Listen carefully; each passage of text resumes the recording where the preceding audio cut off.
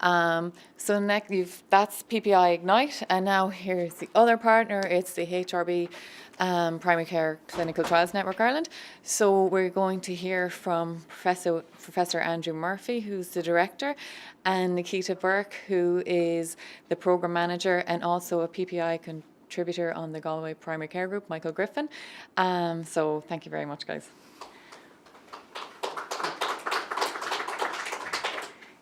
Again, delighted to be here and very much acknowledge the support of CÚRAM in putting all this together for us. This is a completely new venture, certainly for me. So what I'd like to do is just explain who we are, what we do, and why PPI is important to us. Please interrupt, as I said, at any time.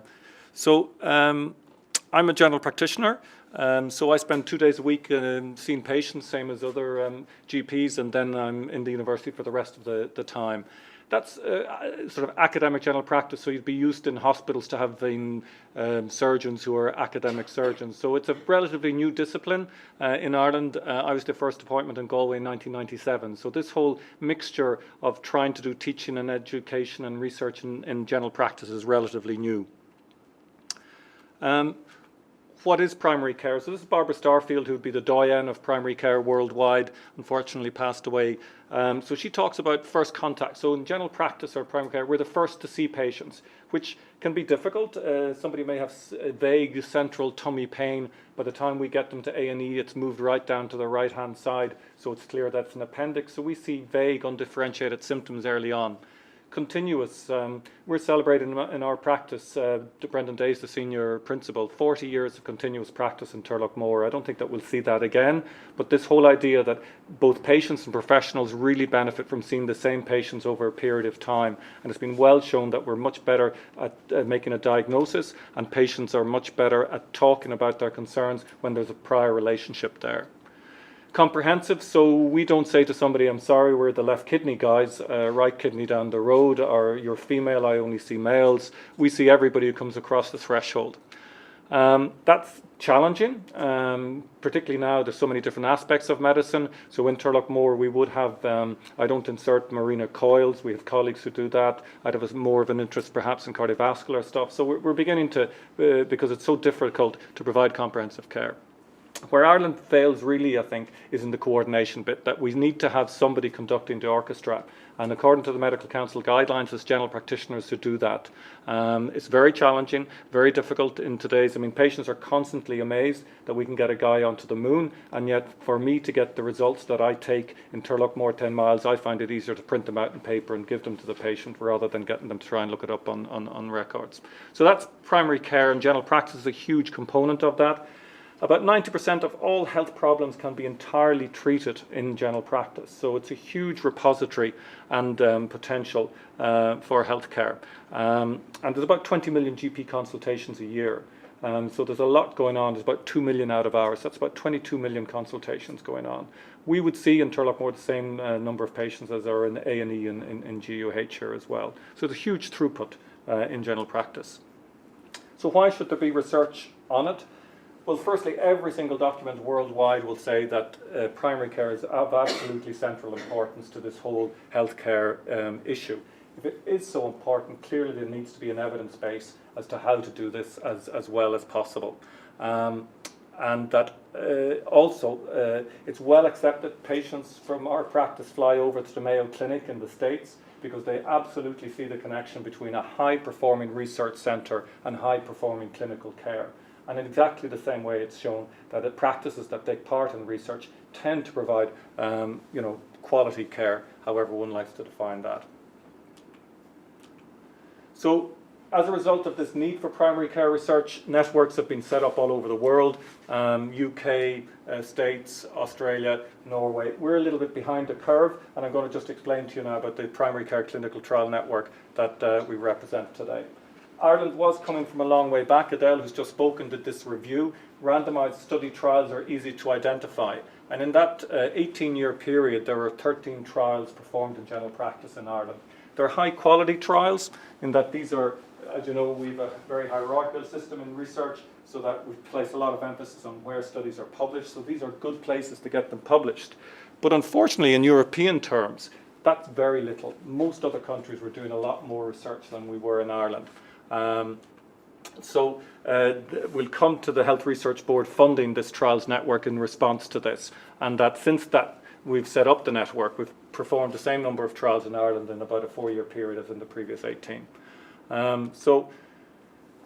Who we are, we represent a lot of different players, which I think is one of our strengths, is that we have all the universities in Ireland all have departments of general practice, so they're all represented in our trial network. With the Irish College of General Practitioners, which is the professional body for the 4,500 GPs in Ireland. We're cross-border, which I think is really important because, as you know, a very different healthcare system there, and some international partners as well.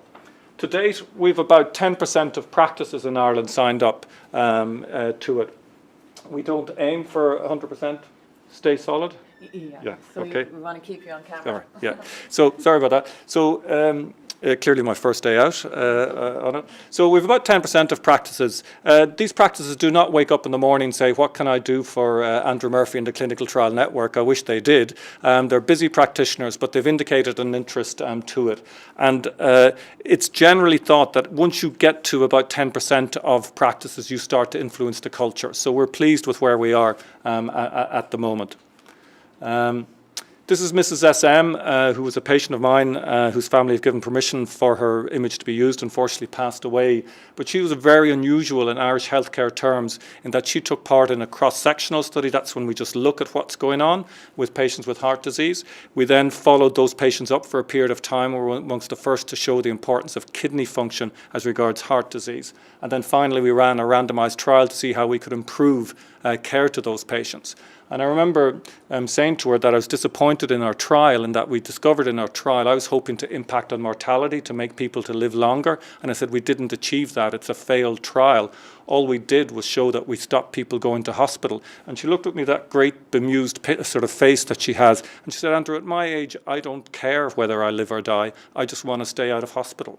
So I think, and she always used to have that bemused look when she'd see, how's the research going, Andrew? Same way I asked Jack, our youngest, how's the kickboxing going? And I hope there's no kickboxers here. I'm not in any way disrespecting, but she always had. So this is our sort of vision, the bog standard vision, and that one would expect from a trial network like this.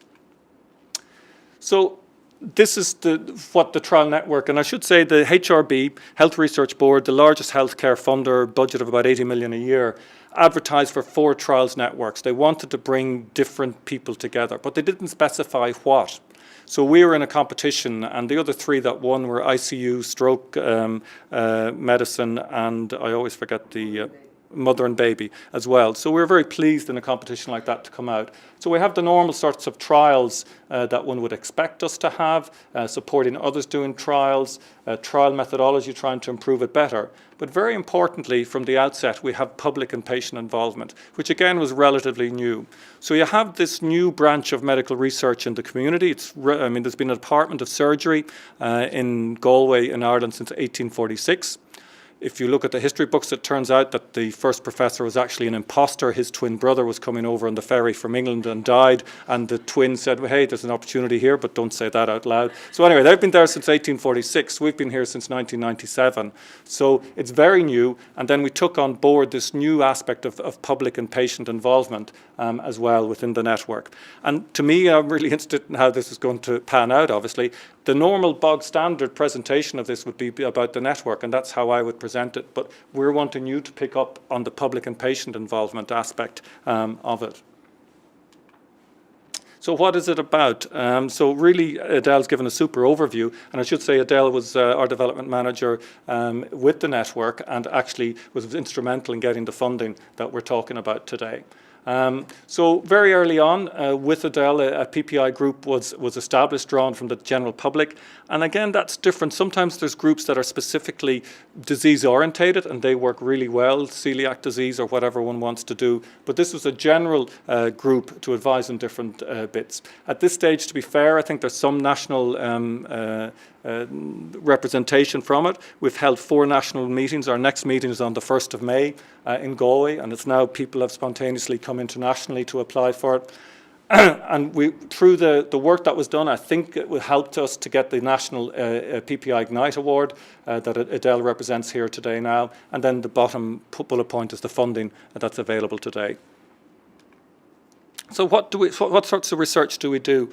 So international trials we have been involved in. So, I mean, you know, we'd all be interested in something that can reduce flu. So a very large trial looking at how best would a certain type of drug decrease the duration of symptoms. It's one of these big, large trials that any network would want to be involved in. It's going to end up in one of those big, prestigious journals, and we were able to take part in it. It really was a very good learning example.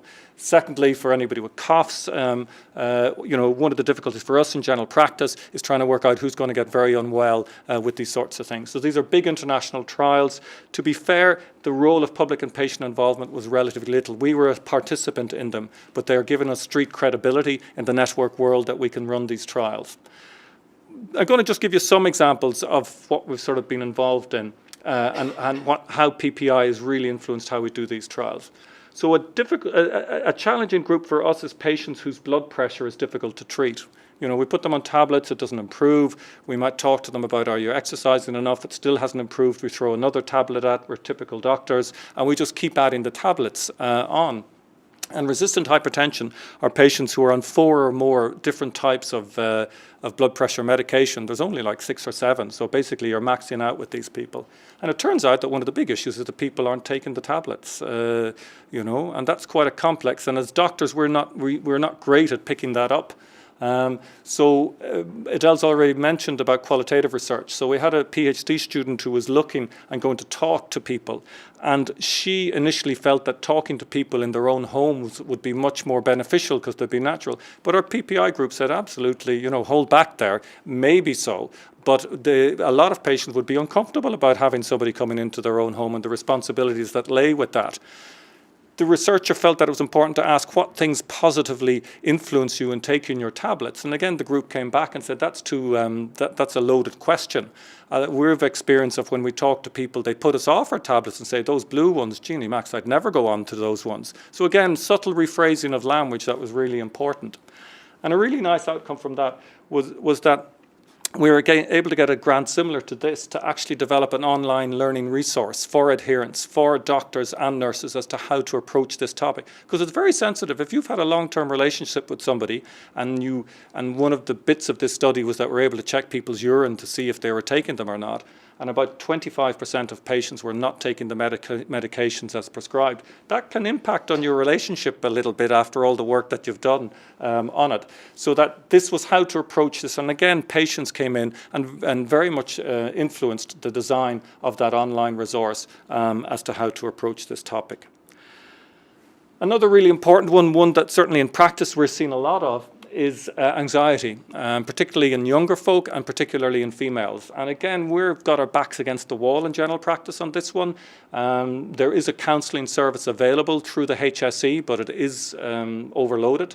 So you've got very anxious people in front of you, don't have a lot of time to give to them. Other resources are weak, so we tend to resort to the prescribing pad, and there are difficulties, as we all know, with that.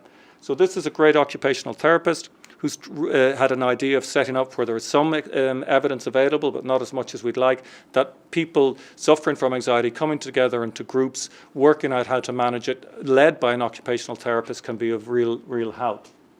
But like all of us, again, one of the big issues for us all in research is recruitment. It's estimated that only about 10% of eligible patients will ever end up in a trial. Now, there's many different reasons for that, but recruitment is always difficult. And again, our PPI group were very strong that she was not selling this well enough and saying, listen, this is a big problem and that there's something here to help you and to do that. She was also very keen to get people in, so it was a very vague letter of recruitment. She said sort of, we'll turn up any time, any place that suits you. And again, the PPI group were saying, no, you need to say what you're going to do so people can see if it's going to fit in with them or not. Another interesting one, I think, is, as you know, atrial fibrillation is an irregular heartbeat that really increases your risk of having a stroke. And unfortunately, a lot of times when it's first picked up is when somebody's had the stroke. If we could only have known earlier, because putting people onto what in the old days was warfarin, but now with newer, better tablets, will reduce your risk by about 2/3. There's very little interventions in medicine that will absolutely zap from day one your risk of having it. And as we're all aware, a stroke has very significant impact. So we're trying to pick this up earlier. And technology is really improving. So again, very good colleagues in UHG. And that's one of the nice things about the network is we're trying to encourage not just general practitioners or folks, but folks from hospitals as well to be involved. Gave really good advice on the recruitment.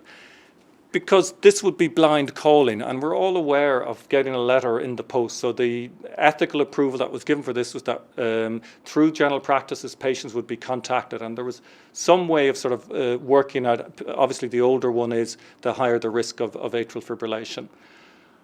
But we were very reticent about writing about strokes, because if you get a letter in the post out of the blue, suddenly you're thinking, well, why me on it? But again, the PPI group are very strong that you've got to say that this is about stroke. It's really important. Patients will pick up that and the community will really pick up.